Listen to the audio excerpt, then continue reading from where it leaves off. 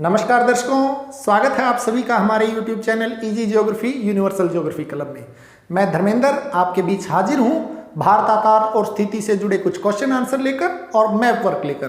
तो शुरुआत करते हैं क्वेश्चन आंसर से। हमारा पहला क्वेश्चन जो अभ्यास का है वो कर्क रेखा से संबंधित है। देखिए पहला क्वेश्चन हमारा, कर्क रेखा किस राज्य से नहीं गुजरती है। 4 ऑप्शन दिए गए हैं और हमें देखना है कि किस राज्य से कर्क रेखा नहीं गुजरती। तो हमने मैप में किया था कि कर्क रेखा 8 राज्यों से गुजरती है। देखिए वो 8 राज्य कौन से हैं। ये जो डॉटेड लाइन दिखाई गई है ब्लैक भारत के बीचों बीच, इसका नाम कर्क रेखा है। 23.5 डिग्री उत्तरी अक्षांश रेखा भी कहते हैं इसे। तो यह है गुजरात से, राजस्थान के बिल्कुल थोड़े से भाग से गुजरती है ये। उसके बाद पीले कलर में मध्य प्रदेश, ऑरेंज कलर में छत्तीसगढ़, उसके बाद ये झारखंड, पश्चिमी बंगाल, इसके बाद ये रेड कलर में है त्रिपुरा और लास्ट ग्रीन कलर में है मिजोरम। इन 8 राज्यों से कर्क रेखा गुजरती है। तो अब आप ऑप्शंस में देख सकते हैं कि राजस्थान है, वहाँ से कर्क रेखा गुजरती है। ख ऑप्शन उड़ीसा है और उड़ीसा ये राज्य है, देखिए ये वाइट में जो झारखंड के बिल्कुल नीचे है। तो यहाँ से कर्क रेखा नहीं गुजरती, तो हमारा ऑप्शन रहेगा उड़ीसा। नेक्स्ट क्वेश्चन देखते हैं। नेक्स्ट क्वेश्चन है हमारा भारत के विस्तार से जुड़ा हुआ। भारत का सबसे पूर्वी देशांतर कौन सा है। तो मैप को देखते हैं कि जो भारत का विस्तार किया था उसमें हमने 4 चीज़ें की थी। भारत का पश्चिमी विस्तार, भारत का पूर्वी विस्तार, भारत का उत्तरी विस्तार और नीचे भारत का दक्षिणी विस्तार।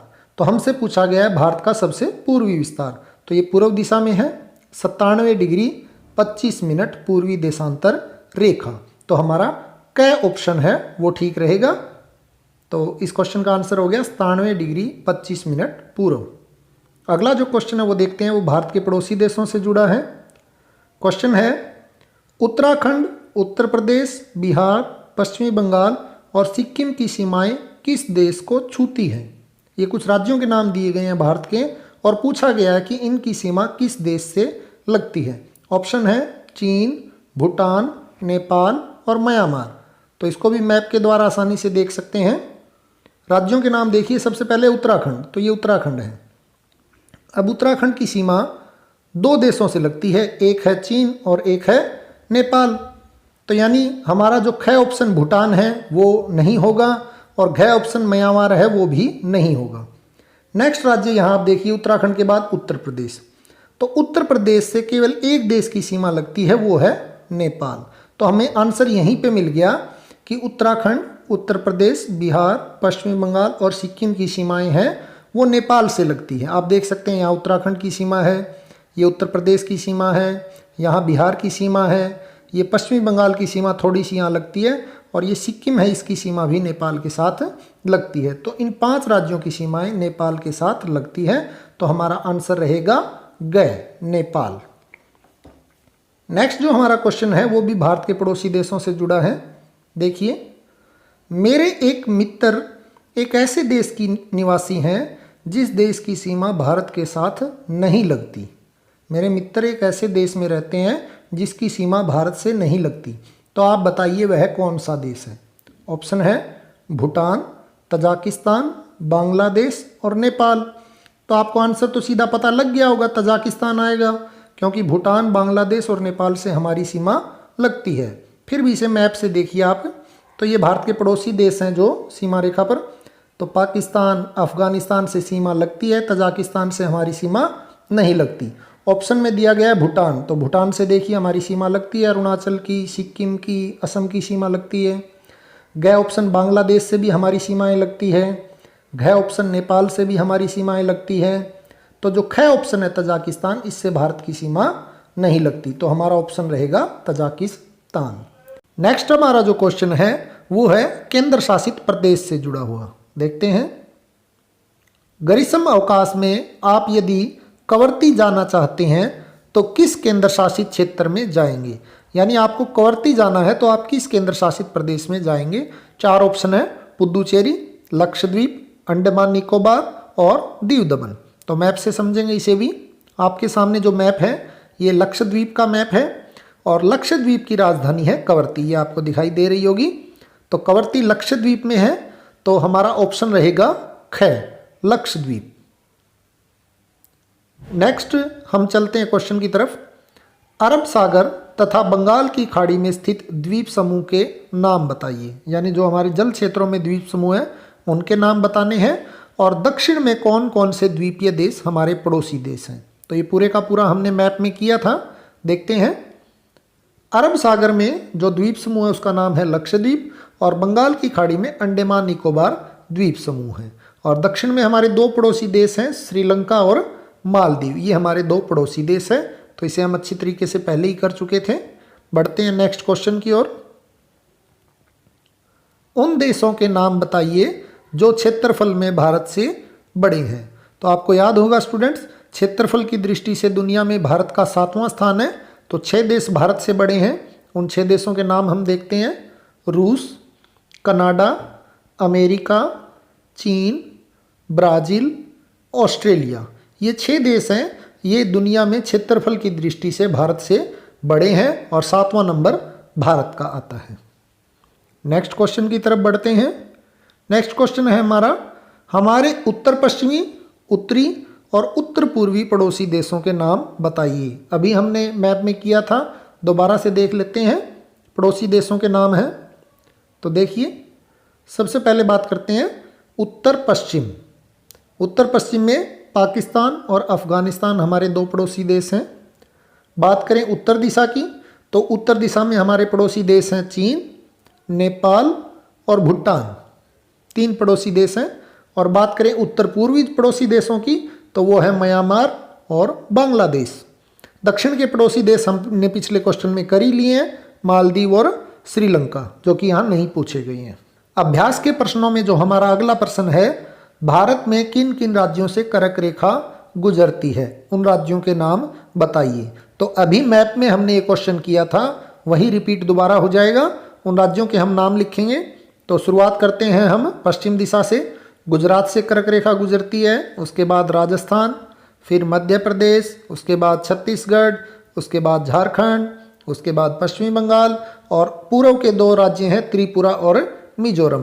तो कुल 8 राज्यों से कर्क रेखा गुजरती है, जो भारत को लगभग 2 समान भागों में बांटती है। हमारा अगला क्वेश्चन है, सूर्योदय अरुणाचल प्रदेश के पूर्वी भाग में गुजरात के पश्चिमी भाग की अपेक्षा 2 घंटे पहले क्यों होता है, जबकि दोनों राज्यों में घड़ी एक ही समय दर्शाती है, स्पष्ट कीजिए। तो इस क्वेश्चन का आंसर स्टूडेंट्स हमने जब लेसन किया था तब आसानी से किया था। एक बार देखते हैं। गुजरात और अरुणाचल प्रदेश में समय का 2 घंटे का अंतर है। गुजरात की अपेक्षा अरुणाचल प्रदेश में सूर्य 2 घंटे पहले उदय होता है, क्योंकि वो पूर्व दिशा में है। किंतु फिर भी दोनों राज्यों में घड़ियां एक जैसा समय दर्शाती हैं। पृथ्वी 1 डिग्री देशांतर घूमने में 4 मिनट का समय लेती है। यह हमने पहले भी किया था कि सूर्य का प्रकाश 1 डिग्री देशांतर पार करने में 4 मिनट का समय लेता है। इसलिए 15 डिग्री घूमने में पृथ्वी को 1 घंटा लगता है। 15 डिग्री, क्योंकि 1 डिग्री में 4 मिनट लेता है, तो 15 डिग्री गुणा 4 यानी कि 60 मिनट। तो पृथ्वी 15 डिग्री घूमने में 1 घंटा का समय लेती है। भारत का देशांतरीय विस्तार लगभग 30 डिग्री है। इसीलिए देश के सबसे पूर्वी और सबसे पश्चिमी भाग के बीच समय का 2 घंटे का अंतर है। किंतु भारत की सभी घड़ियों में समय एक ही दिखाई देता है, क्योंकि भारतीय मानक समय 82 डिग्री 30 मिनट देशांतर के अनुसार निर्धारित किया गया है। इसलिए गुजरात और अरुणाचल प्रदेश दोनों ही राज्यों में घड़ियां एक ही समय दिखाती है। तो स्टूडेंट्स, हमने जो वीडियो की थी उसमें भी ये बताया था कि 1 डिग्री देशांतर तक प्रकाश पहुंचने में 4 मिनट का समय लगता है। भारत के जो देशांतरीय अंतर है वो 30 डिग्री का है पूर्व और पश्चिम में। इसलिए सूर्य का प्रकाश अरुणाचल में अगर सुबह 5 बजे पहुंचता है तो वो गुजरात में सुबह 7 बजे पहुंचेगा। लेकिन दोनों जगह की घड़ियों में अंतर नहीं है, क्योंकि भारतीय जो समय है वो 82.5 डिग्री पूर्वी देशांतर के अनुसार लिया गया है। बात करते हैं आज के अभ्यास के अंतिम प्रश्न की। हिंद महासागर में भारत की केंद्रीय स्थिति से इसे किस प्रकार लाभ प्राप्त हुआ है, तो देखते हैं। भारतीय भूखंड पूर्वी एवं पश्चिमी एशिया के केंद्र में स्थित है। जो भाग एशिया महाद्वीप से जुड़ा है वही भाग इसे उत्तर, पश्चिमी एवं पूर्व दिशा में इसके पड़ोसी देशों से जोड़ता है। देखिए मैप से देखते हैं, भारत और ये सारा एशिया महाद्वीप। तो भारत है वो पूर्वी एशिया और पश्चिमी एशिया के मध्य में स्थित है। सबसे इम्पोर्टेंट बात यही है कि भारत पूर्वी एशिया और पश्चिमी एशिया के मध्य में स्थित है। और हिंद महासागर की वजह से भारत पूर्वी एशिया से बड़े आसानी से जुड़ा हुआ है, पश्चिमी एशिया के देशों से आसानी से जुड़ा है, यहाँ स्वेज नहर से होकर यूरोप से बड़ी आसानी से जुड़ा हुआ है, और हिंद महासागर के कारण हम अफ्रीका और ऑस्ट्रेलिया तक भी व्यापार या अन्य कार्यों के लिए पहुंच बनाए हुए हैं। तो वापस हमारे क्वेश्चन की तरफ चलते हैं। देखिए एक बार रिपीट करते हैं इसको हम। भारतीय भूखंड पूर्वी एवं पश्चिमी एशिया के केंद्र में स्थित है। जो भाग एशिया महाद्वीप से जुड़ा है वही भाग उसे उत्तर, पश्चिम और पूर्व दिशा में इसके पड़ोसी देशों से जोड़ता है। दक्षिण प्रायद्वीपीय भाग हिंद महासागर के अंदर दूर तक चला हुआ है, जिससे भारत को पश्चिमी तट से पश्चिमी एशिया, अफ्रीका, यूरोप, दक्षिण पूर्वी और पूर्वी तट से पूर्वी एशिया के देशों के साथ नज़दीक संबंध बनाने में मदद मिली है। और इन संबंधों के कारण क्या हुआ है, भारत की सामरिक स्थिति ने प्राचीन समय से ही जल और थल मार्गों से विचारों और सामान के आदान प्रदान में सहायता की है। यही कारण है कि हिंद महासागर में भारत की स्थिति अत्यंत महत्वपूर्ण है। हिंद महासागर में किसी भी अन्य देश का समुद्र तट भारत जितना बड़ा नहीं है, और वास्तव में हिंद महासागर में भारत की भूमिका, महत्वपूर्ण भूमिका के कारण ही इस महासागर का नामकरण भारत के नाम पर ही किया जाना सही ठहराता है। देखिए एक बार मैप को फिर से देखते हैं। भारत का जो दक्षिणी हिस्सा है वो समुद्र में इतना ज़्यादा धंसा हुआ है, इतना ज़्यादा अंदर तक फैला हुआ है कि इस क्षेत्र में भारत का एक विशेष महत्व बन जाता है। इसी कारण इस जल क्षेत्र को भी हिंद महासागर नाम दिया गया है। और भारत यहाँ से दुनिया के अनेक देशों, एशिया, यूरोप, अफ्रीका और ऑस्ट्रेलिया, 3 महाद्वीपों तक अपनी पकड़ बनाए हुए हैं। यही कारण है कि हिंद महासागर के अंदर भारत को केंद्रीय स्थिति प्राप्त है।